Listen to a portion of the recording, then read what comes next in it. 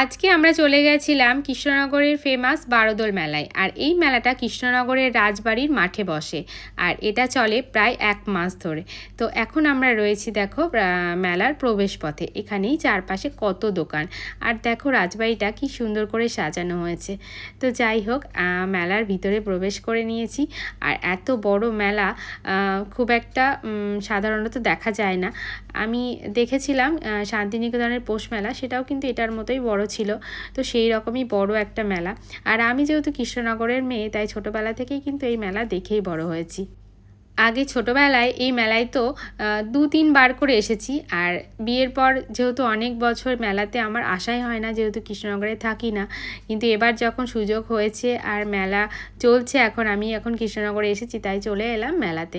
আর মেলাতে এসে ভীষণ ভালো লাগছে, ছোটোবেলার কথাই মনে পড়ে যাচ্ছে। আর এখানে এত দোকান যে দেখে বা ঘুরে শেষ করা যাবে না।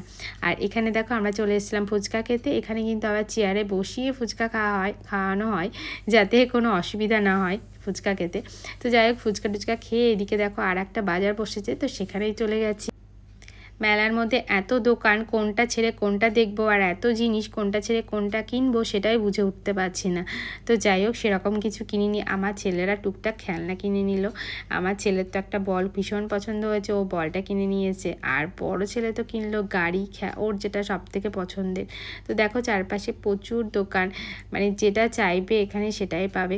শুধুমাত্র জামা কাপড়ের দোকান আছে সেটা নয়, বিভিন্ন রকমের দোকান রয়েছে। আর এখানে দেখো লস্যি খেয়ে নিচ্ছি আমরা। এবারে খেলাম মিষ্টি দই লস্যি, বেশ ভালো লাগলো। আর এখানে দেখো বেড, ড্রেসিং টেবিল, সোফা সমস্ত কিছু কিন্তু মেলার মধ্যে তোমরা পেয়ে যাবে। আর এই যে নাগরদোলাটা দেখছো, এটা কিন্তু এবারে বিশেষ আকর্ষণ। তবে এই নাগরদোলাটা দেখেই আমি ভয় পেয়ে গেছি, জানি না লোকজন কীভাবে এই নাগরদোলায় চাপছে। আর এখানে আমার ছেলেরা জাম্পিংয়ে চেপে নিয়েছিল। তো যাই হোক, মানে যারা তোমরা কৃষ্ণনগরে থাকো তারা তো জানোই কত বড় মেলা। আর যারা আমার ভিডিওটা বাইরে থেকে দেখছো তারা কিন্তু অবশ্যই পারলে একবার কৃষ্ণনগরে এসে বারোদোল মেলাটা দেখে নিও। তো যাই হোক, এই যে দেখো এখানে একটা ওয়াটার অ্যাকোরিয়াম হয়েছিল, যার মধ্যে মাছ রয়েছিল। মাথার ওপর দিয়ে কিন্তু মাছগুলো ঘুরে বেড়াচ্ছে আর ভিতর দিয়ে যাওয়ার মতো রাস্তা। তো ভালোই লাগলো, খুব একটা খারাপ লাগলো না। তবে চার্জটা আমার মতে বেশি লাগলো, কারণ পার হেড 100 টাকা করে।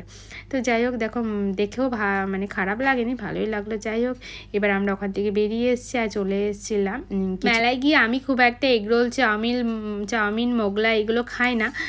ওই ফুচকা, আইসক্রিম এটুকুই ঠিক আছে। তবে আজ কি মনে হলো, এগরোল খেয়ে নিলাম। আর তারপর চলে যাব বাড়ির দিকে, কারণ বেশ অনেকটাই রাত হয়ে গেছে। আর কৃষ্ণনগর মানেই তো মাটির পুতুল, তাই আমি একটা কিন্তু মাটির পুতুল নিয়ে নিলাম। তো যাই হোক, এবার চলে যাচ্ছি বাড়ি। ভালো লাগলে আমার চ্যানেলটাকে সাবস্ক্রাইব করে দিও। টাটা।